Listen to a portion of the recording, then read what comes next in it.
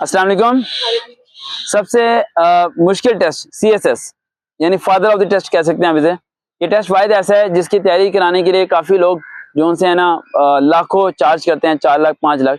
और टेस्ट को तैयारी कराने के लिए हमने सिस्टम शुरू किया 1 हफ्ते 2 हफ्ते पहले, राइट। और काफ़ी लोगों ने रजिस्टर्ड किया अपने आप को, हत्ता कि फिर हमारे लिए नंबर सेंड करना मुश्किल हो गया। देन हमने व्हाट्सएप एक चैनल ही बना दिया जो कि अभी तक 400 कैंडिडेट से ज़्यादा क्रॉस कर चुके हैं, ठीक है। और अभी भी काफी ज्यादा लोग ऐसे हैं, राइट, जो फेसबुक पे SMS कर रहे हैं कि हमें ऐड कर दें। तो सबको मैं अपना नंबर नहीं दे सकता। ऑलरेडी ब्रॉडकास्ट के अंदर कम से कम 2000 प्लस स्टूडेंट्स ऐड हो चुके हैं, लेकिन उनमें से सिर्फ 400 लोग हैं जो व्हाट्सएप चैनल तक भी पहुंचे हैं। बाकी लोग व्हाट्सएप चैनल तक नहीं पहुंचे, वो ब्रॉडकास्ट पे वेट कर रहे हैं कि वहीं से मुझे वॉइस नोट सेंड हुआ करेगी। अब बेसिक पॉइंट की तरफ आते हैं कि पहला पॉइंट कि ये CSS वाले जितने बच्चे हैं जो मुझे तलाश कर रहे हैं, ज़हन में रखें मैं सबको नंबर नहीं दे सकता और सबको नंबर में देना भी नहीं चाहता। मैं क्राउड को नहीं इकट्ठा कर सकता, ठीक है। दूसरा पॉइंट, जो आपको मेरे नोट्स वगैरह मिल रहे हैं व्हाट्सएप चैनल के थ्रू या यूट्यूब के थ्रू, उनकी आप प्रिपरेशन करें। हाँ, ये होगा कि टेस्ट के बिल्कुल करीब मैं कोशिश करूंगा, सेशन जब रखूंगा CSS MPT का, तो फिर आप लोग सीट कंफर्म के लिए अप्लाई करें, दिन में से हो जाएगा। जैसे कि आज CSS के लिए 15 बच्चों ने अप्लाई किया था, जिनमें से मैंने 4 बच्चों की सीट कंफर्म की थी। इसमें भी 2 या 3 अभी हमारे पास पहुंचे हैं। तो अब इसका पहला टेस्ट है MPT। अप्लाई किया हुआ MPT में आपने? नहीं किया। अच्छा, ये बड़ा एक इंपॉर्टेंट क्वेश्चन है। जब मैंने व्हाट्सएप चैनल के अंदर MPT टेस्ट के बारे में डिस्कस किया, CSS होता क्या पहले से समझो गुड़िया, ठीक है। आप ग्रेजुएशन कर रहे हो ना, आपने सिर्फ ग्रेजुएशन करनी है 50% नंबर के साथ, चाहे BA है, ADB है, कुछ भी है, 2 साल की डिग्री है, 4 साल की डिग्री है, सब बराबर है। वो करने के बाद आप 30 साल की उम्र तक CSS का टेस्ट दे सकते हो, जिंदगी में 2 बारी। CSS एक सेंट्रल सुपीरियर सर्विसेज टेस्ट होता है। इस टेस्ट को पास करने के बाद आप डायरेक्ट ऑफिसर लेवल पे लगते हो। कहीं पे डायरेक्टर लगोगे, कहीं पे असिस्टेंट डायरेक्टर लगोगे, कहीं पे IG पंजाब पुलिस भी आप लग सकते हो। इस लेवल तक आप पहुंच जाओगे। IG नहीं, यानी कि आप लगोगे SSP, देन उसके बाद जाके आप IG बनोगे, डायरेक्ट IG नहीं लगोगे जी। सॉरी, हाँ, ASP लगोगे, देन उसके बाद जाके आगे प्रमोशन आपकी होती रहेगी। तो अब वापडा हो, सी गैस हो, जितने बड़े बड़े महकमे हैं उनमें जो आला स्केल होते हैं वो सारे CSS के टेस्ट को पास करके आते हैं। अब CSS के बारे में मैक्सिमम बच्चों को यही था कि भाई दिसंबर में हम अप्लाई करेंगे, मार्च FM में हम लोग टेस्ट दे देंगे, CSS हमारा हो जाएगा, पेयर हो जाएगा। उन्हें MPT टेस्ट के बारे में पता ही नहीं था। MPT टेस्ट के बारे में 2-3 साल पहले इन्होंने कंपल्सरी किया। MCQ प्रीलिमिनरी टेस्ट, इन्होंने कहा कि एक टेस्ट ऐसे रखते हैं जिस टेस्ट को कोई पास करेगा तो वही CSS का फॉर्म जमा करा सकता है, बाकी बच्चे CSS का फॉर्म जमा नहीं करा सकते। क्योंकि CSS में पहले MPT के अलावा हर लगड़ बगड़ अप्लाई करता था और सारे आगे टेस्ट में आगे बैठ जाते थे। इतना रश जमा होता था, उन्हें आता कुछ भी नहीं था, कख नहीं आता था, ठीक है। कोई बलोचिस्तान से BA करके आ गया तो कराची से BA करके आ गया, आगे अप्लाई कर देता था। अब इन्होंने एक MPT टेस्ट रखा, उस टेस्ट को जो पास करेगा देन वही CSS में फॉर्म जमा करा पाएगा। इस टेस्ट में मैक्सिमम लोग फेल होते हैं। जिन्होंने अप्लाई किया हुआ है उनकी डेट 17 नवंबर है ना, 17 नवंबर को टेस्ट होने वाला है। आपके भी 17 नवंबर को है ना, ठीक है। अब अगला पॉइंट की बात है कि काफी बच्चियों की ये सवाल था कि सर मैंने MPT का चालान जमा कराया लेकिन फॉर्म नहीं फिल किया, क्या उसका अप्लाई हुआ? नहीं हुआ जी। जल रही है, जल रही है, वहां वॉल्यूम आ रहा है ना, वॉल्यूम आ रहा है, वो भी देखते हैं। अच्छा, जिन्होंने CSS की फीस, MPT टेस्ट की फीस कितनी थी? 250 थी। और ऑनलाइन फीस जमा कराने के बाद फॉर्म को क्या करना था? फिल करना था, है ना, अपडेट करना था उसे। लेकिन बहुत ज्यादा बच्चे ऐसे हैं जिन्होंने फीस जमा कराई, उन्हें लगा कि हो गया काम, उन्होंने अपडेट ही नहीं किया, उन्होंने फॉर्म को फिल ही नहीं किया। FPSC के through, federal public service commission के थ्रू उनका अप्लाई नहीं हुआ, उनके 250 रुपए जाया हो गए और उनके 250 रुपए वापस भी नहीं आने, ठीक है। अब जिन्होंने MPT टेस्ट देना 17 नवंबर को, उनके बारे में स्टार्ट करते हैं। उनके ऑलरेडी मैं वीडियो शेयर कर चुका हूँ, इस्लामियत की, उर्दू की सिलेबस को थोड़ा दोबारा रिव्यू करते हैं। सिलेबस है 200 मार्क्स का, जिनमें 33 यानी 66 मार्क्स वाला क्या है, पास है। 200 MCQs आएंगे आपके, राइट, और 200 MCQs में डिवीजन की गई है। मैथ का पोर्शन जो है वो है 60 और इंग्लिश का पोर्शन जो है 50 है, और जो GK है जिसमें करंट अफेयर, पाकिस्तान अफेयर्स, ठीक है, जनरल नॉलेज है, वो है 50, और जो 20 है वो है इस्लामियत, और 20 क्या है, उर्दू है। हो गया 200 पूरे, ठीक है। सबसे ज्यादा मुश्किल क्या है, मैथ है। 60 मार्क्स का मैथ कैसे पास करना है। सबसे इंपॉर्टेंट चीज है कि मैथ के बारे में काफी बच्चों के क्वेश्चन थे कि क्या करें, किस से पास करें। आज मैं आपको जरा इजी कर देता हूँ इस टेस्ट के बारे में। जिन लोगों ने आगे CSS अप्लाई करना है वो इस वीडियो को लाजमी सुने, ताकि उनके माइंड में बन जाए कि क्या वो इस टेस्ट को पास कर भी पाएंगे, क्या वो प्रिपेयर है इस चीज को करने के लिए।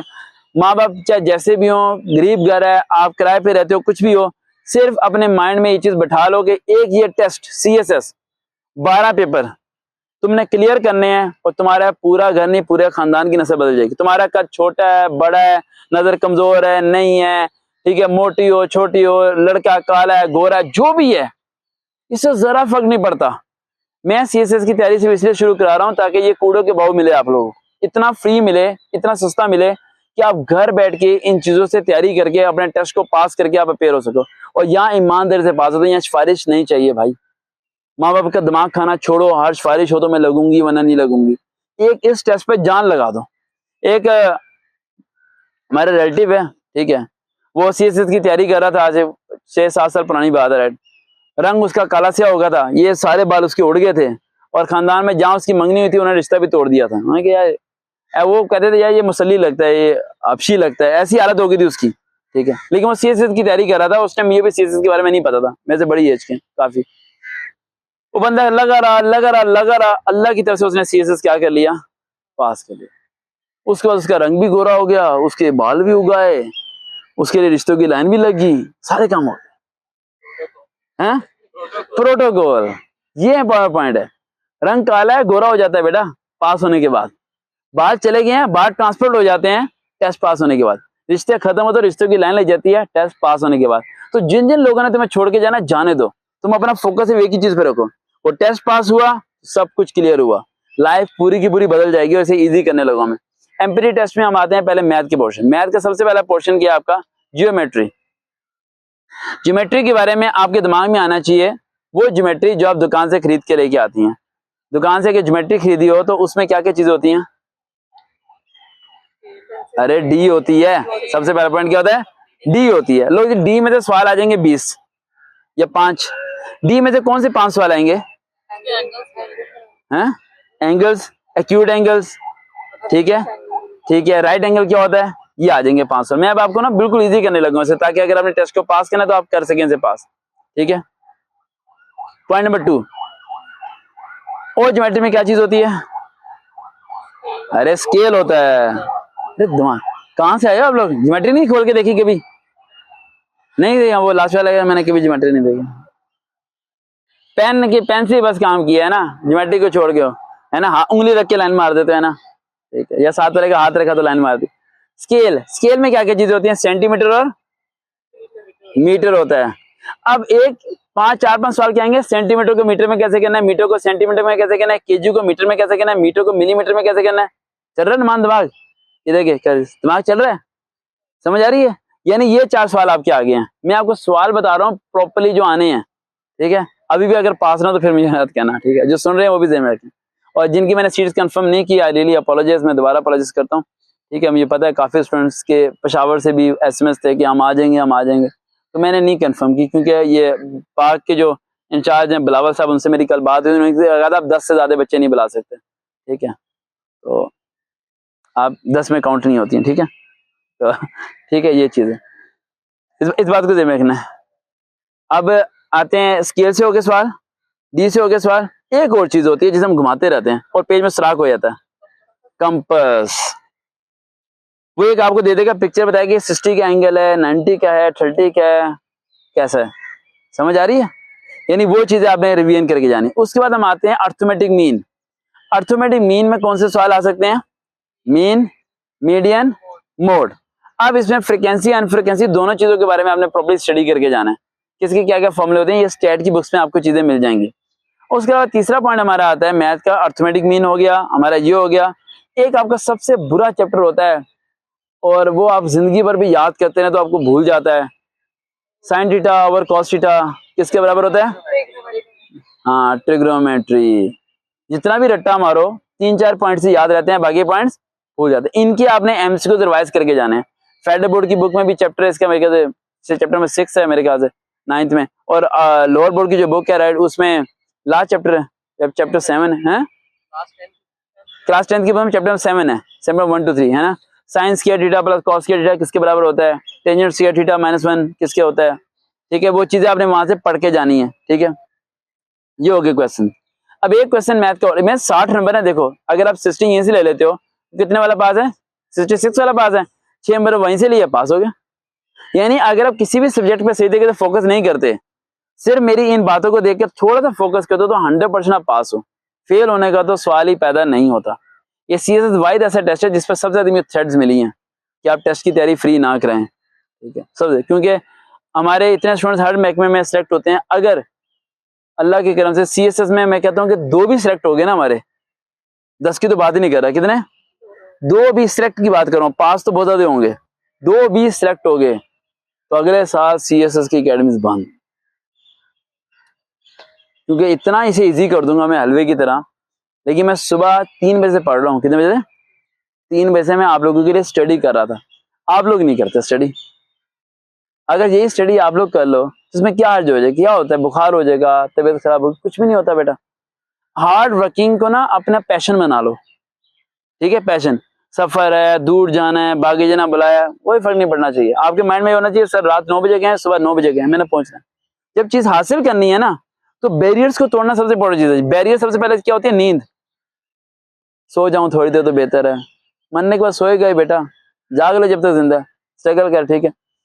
मैथ में आपका अर्थमेटिक मीन हो गया, ऐसे मोबाइल पे टच रहे 9:45 पे उन्होंने कॉल करनी है आपको, ठीक है, हाँ हो गया, उन्हें मैं कॉल करके पूछता हूँ किधर पहुंचे हूँ।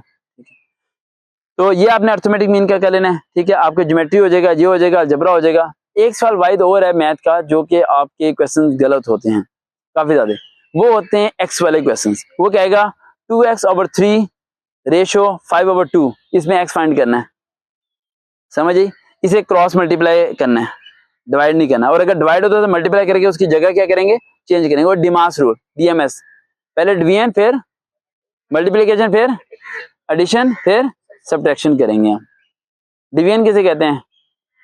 डिवाइड, तकसीम जो होता है, ठीक है ना, सही है। कल एक लड़की को मैं डिवीजन का बोल रहा, वो उससे जमा ही करी जा रहा था, इसलिए मैंने पूछ लिया, मैं कहा शायद कोई पता ना। 3 3 9 या 6?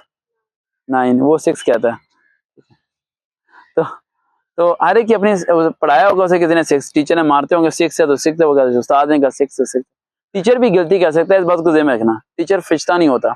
अच्छा टीचर वो होता है जो अपनी मिस्टेक को एक्सेप्ट करे, उसे ओवरकम करे, मूव फॉरवर्ड करे। वो बुरा टीचर होता है जो अपनी मिस्टेक को एक्सेप्ट नहीं करता। मैंने काफी क्वेश्चन अपने छोटी उम्र के बच्चों से सीखे हैं, जैसे आप हो, इतनी एज के बच्चों से मैंने डिवीजन वाले क्वेश्चन सीखे हैं विदाउट कैलकुलेटर, क्योंकि इंसान भूल जाता है पॉइंट हटा के कैसे लगाना। आप लोगों को शर्म आती है, ये शर्म खत्म करो। इल्म को जब सीखना है तो इससे फर्क नहीं पड़ना चाहिए कि आपसे बड़ी उम्र का बंदा है या तो छोटी उम्र का बंदा है, जो चीज सिखा सकता है उसे सीख लेनी चाहिए, ठीक है। अब एमपीटी टेस्ट में हम अगला पॉइंट हमारा जो सा आएगा वो आपका आएगा इंग्लिश, ठीक है। उसके लिए हम सेपरेट वीडियो बनाएंगे। देखते हैं चैनल सवकार भी। अल्लाह हाफिज़।